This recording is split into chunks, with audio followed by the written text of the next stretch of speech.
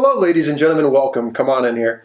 So today we're going to do another review. This is a review that I've seen on other channels on YouTube. This is from a company called Reverie. You guys may have seen them on YouTube. They had a Sea Spirit line that they've launched earlier. And actually the Blue Dot one I believe is already sold out. So I know Federico and others have reviewed some of their pieces. And they were kind enough to reach out to me. And Samuel, the founder, actually sent me a watch for this review from their new classic line. And I really appreciate him sending it along. And I know you guys are excited about this review. I posted this on Facebook and Instagram, and I got tremendous response from you guys. So hopefully after watching this review, you'll have a much better understanding of the watch, and you can make up your mind of whether or not it's good for you. So with all that said, guys, let's go ahead and check it out. All right, guys, let's go ahead and get started. Believe it or not, I've reshot this review 3 times. I could never seem to get it to come out the way I hope. So hopefully this time will go well and you'll enjoy it. So let's go ahead and get started with the box itself. The box is marked Reverie. You can see it here. It's embossed and it's on this kind of leatherette kind of feeling material, and you have some nice black stitching going around. It's an interesting shaped box. I can't say that I've ever seen a box shaped like this before. I have to say it does look like it'd make a good traveling box. A lot of these manufacturers, they give you these ridiculously complicated wooden or heavy boxes with inner boxes and outer boxes, and they're a pain to find storage for in your house, and they're a pain to take with you on a trip, and they really don't serve any purpose. So I do have to say that this is definitely one of the more practical boxes that I've taken a look at. So with all that said, let's go ahead and jump into the review. So you open it with this little snap right here. Now inside you've got this soft material, and the first things first is the user's manual. Now typically I would not focus on a user's manual, but in this case I really wanted to touch on it because the founder of the company, Samuel, actually bothered to write a foreword to it. And it's definitely something that I think if you buy one of these watches you would appreciate, because it's from one passionate watch collector to another. He's basically describing his passion for watches and why he became about starting Reverie. And it's a nice touch that, it's definitely something you wouldn't find with a large-scale manufacturer. So it's kind of cool.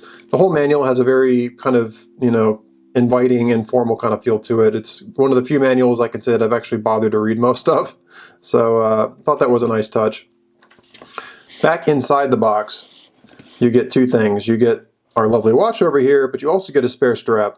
Spare strap is nice, and I gotta be honest, in the time that I've had this watch and have used it, I've been using it on the spare strap a lot more than on the main strap. I actually just like the solid color without any embossing, and I thought the brown with the white dial and the blue hands did a really nice job of kind of contrasting it.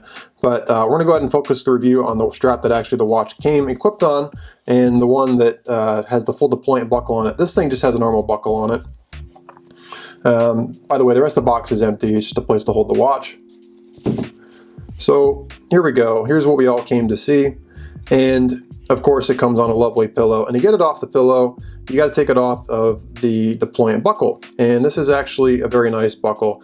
Reverie is engraved in a really nice way. A lot of these micro brand or low production watches that I see, they don't do a really good job at doing these kind of details. It's very surface level, and there's not a lot of depth to it, and if you scuff it up a couple times, it actually can become hard to read. You can literally wipe away the branding on some of those watches.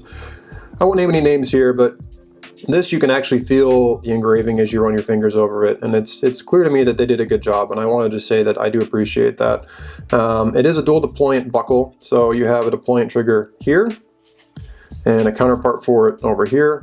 You just squeeze the 2 together and pop, and then it just unfolds nicely. So take it off the pillow.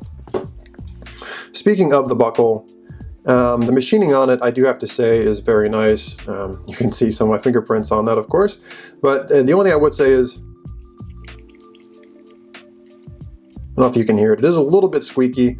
Maybe some WD-40 or something would take care of that, but I have to say, it closes very smoothly. It's very secure. This is not a watch you're going to have to worry about falling off of your wrist by accident. It's a pretty nice feeling buckle. And a lot of these microbrand watches I've seen, they all tend to use the same buckle. Like I think they all come out of the same factory in China. I have not seen this particular version of a buckle before, so I don't know where Reverie sources this buckle, but it's a new version to me. And I have to say that, again, it feels very solid. Minus the squeaking, and the triggers themselves too are reasonably nicely machined, and overall finishing on it is pretty good. It comes on a leather strap, which let me go ahead and take off. You can take the strap off the same way you would size the watch. You just take the little tang over here, you flip it up, and you expose the little pin, and you allow the strap to fall out as such, and you can slide it out. And this is actually how you'd size it. You pick the hole corresponding with the size you'd like it to fit. So we'll go ahead and take this off. Squeeze it back together. And let's take a look at the strap. So the strap is marked Reverie, and of course it is genuine leather. Now, this strap is going to have a little bit more wear on it than I think you would expect to see. I've actually tried to wear it in a little bit, so it actually is getting a little bit of a patina. A lot of you guys that have bought in leather straps in the past, unless you get something really thin like a Horween, straps tend to be very, very stiff when you first get them. So I've actually been applying all sorts of twisting motions of this thing and putting a lot of like leather balm on it to break it in to make it more comfortable for me. It is a nice quality leather. It smells like leather. It is embossed, which I got to be honest, I'm not a huge fan of embossed straps, but it is a nice quality, and now that I've broken it in, it actually wears very comfortably, and I think the watch strap is totally befitting of a watch of this caliber. I'm more of a fan of like a Horween strap, a very thin leather. I'm not a huge fan of padded straps. But that is not a criticism against the watch. That's just a personal taste. That's just, but if you guys, and I know a lot of people actually prefer thicker straps, I think you're going to be pretty happy with this strap. And again, it's marked and it feels pretty nice, and the backing is pretty supple.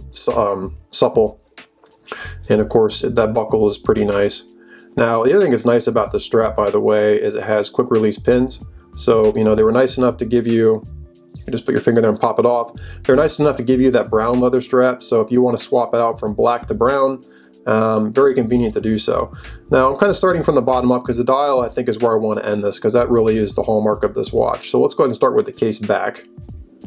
And it's marked Reverie, water resistant to 10 ATM. This particular one is marked C157 out of 250. This classic is an edition of 250 watches. I happen to have the edition number 157. It is also marked Soli Dio Gloria. I'm sure you guys in the comments will all know, and feel free to correct me. It is solid stainless steel, 316L, and over here in this pretty cursive, it actually is marked Reverie. I just wiped this watch down, and you can see I'm already putting fingerprints all over it. It's a high polish watch, so it picks up fingerprints all over the place, and of course, it's going to reflect on my camera. Now, the movement that you're looking at in there is a Miyota sourced 820A.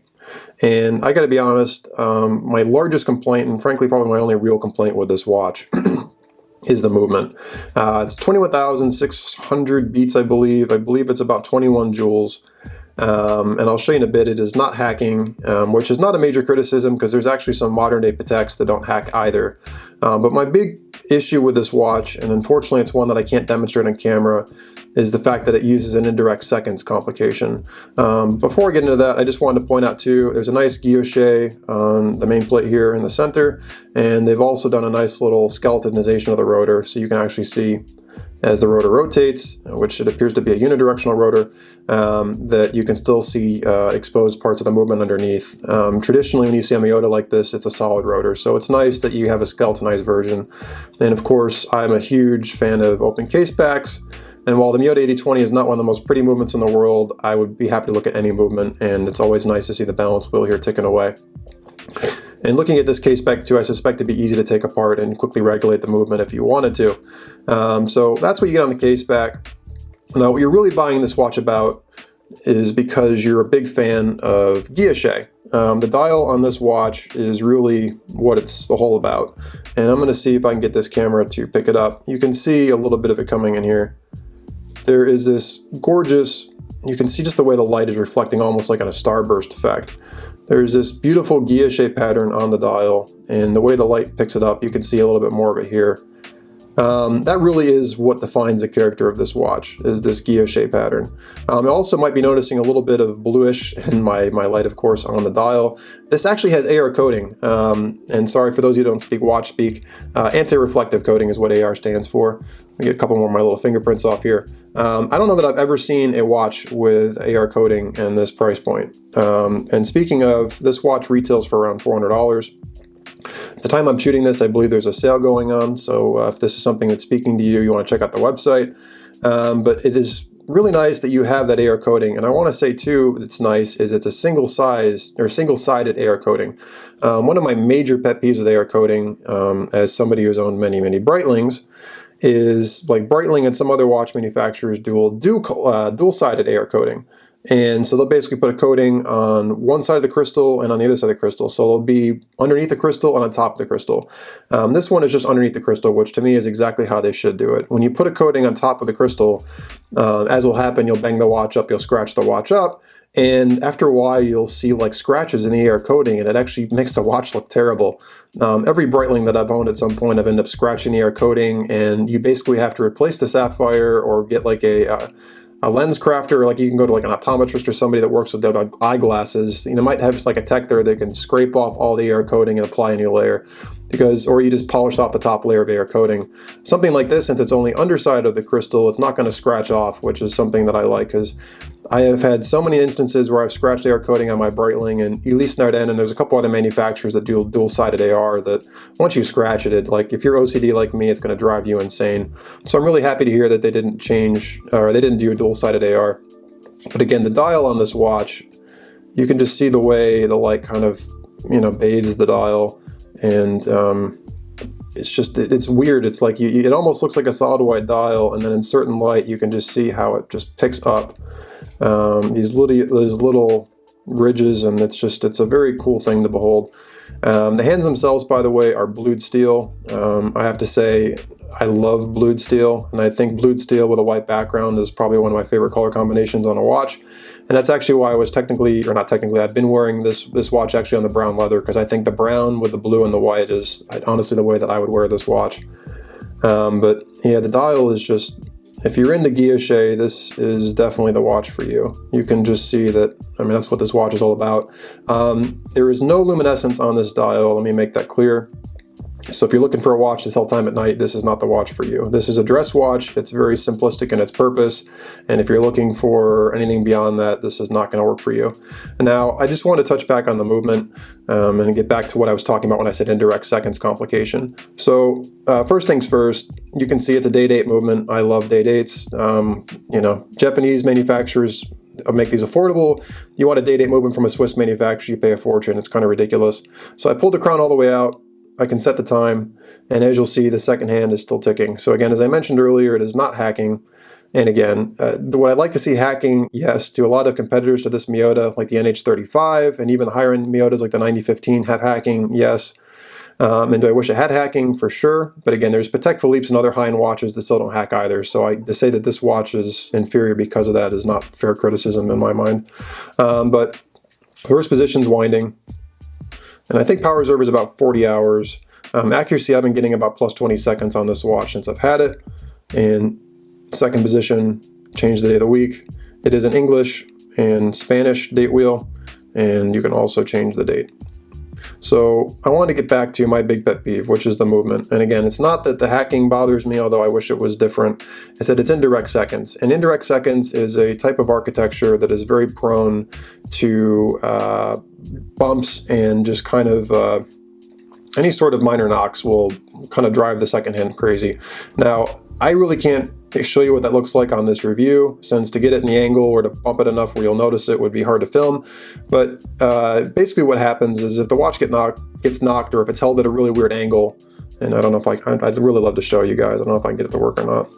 The second hand will start acting really erratic because there's not enough friction to make sure it stays geared to the movement correctly, is probably my really inept way of trying to describe it. But what you'll actually see is the second hand will get really erratic, and instead of keeping the time you see here, it'll actually start jumping seconds. It might stop and start. It'll start doing really goofy things. And it's one of those things, if you're not familiar with indirect seconds complications, you might actually think there's something wrong with the watch. Now, I suspect Miyota makes a million movements, that this one just left the factory with weaker tolerances than most, because I've dealt with Miyotas in the past. And this one, I really wish I could demonstrate it for you guys. This thing, if even I hold my wrist at a certain angle, it seems that the second hand starts acting up. This thing seems really susceptible to the stuttering of the second hand. And, again, this is not in terms of indirect seconds, that's not, again, a negative towards Reverie. Omega and a bunch of other companies still use indirect seconds complications. Time has moved on. We have newer technologies. But I think Miyota, they make so many movements. I think the tolerances in their movements vary. And I think I just got, luck of the draw. And I think this one just is a little bit looser than it should be, because this thing, I hold it at an angle and I'll catch the second hand doing goofy stuff. Of course, it's going to behave for me when I'm photoing it for you. But if you guys want to see what I'm talking about, Google search Miyota stutter, and I'm sure you'll come across many videos on YouTube and other places that'll show you the kind of what the behavior that happens when it works that way. But beyond that, and that I'm just really OCD, and that really bothered me, to be honest with you. But again, it's not a criticism of Reverie. It's the way the movement is. And again, indirect seconds doesn't mean it's inferior quality movements. Although I do think Miyota in this case, their tolerance on this movement was a little off. But I would like to see, a higher level Miyota, like a 9015 or 9 series movement, or like an NH35. Some of these higher movements that don't have indirect seconds and are also going to give you hacking, because I just think that would be a nice feature for this price point. Case itself, 41 mil. Strap is 22 mil. And again, they come with 2 straps, which is nice. The crown is signed, and of course, I've gotten fingerprints all over it. And in this light, it's probably going to be hard to see it, but it is an R for Reverie. Crown, nice feel, cushion style case, brushed finish here, everything else is high polish. It is a pretty thick case, and I got to be honest, I don't know how I feel about that. But it's finished to a nice degree. There's no rough edges. Everything is softly finished, and overall it does present pretty well, minus this little squeak down here. So I do think it's a pretty nice watch. And of course, you guys, I'm sure, are going to ask me, 2 questions. One is, would I recommend it? And 2, would I buy one myself? So would I recommend this watch? If this watch is something that speaks to you stylistically and you're liking what you're seeing in this review, I think you should definitely take a look at it. I think the air coating is a nice feature. I think overall the finishing on the case is nicely done. I think the presentation's decent, and I think, the deployment buckle and the fact they give you another buckle, I think is pretty nice. I would say, though, my cautionary tale would be is if you're familiar with like Japanese domestic market Seikos or watches similar to that, or maybe some like lower end Hamiltons, I want you to set your expectations in that, this watch isn't going to feel like one of those watches. And I want you to put in the context of, this is coming from a small manufacturer started up by, again, my friend Samuel.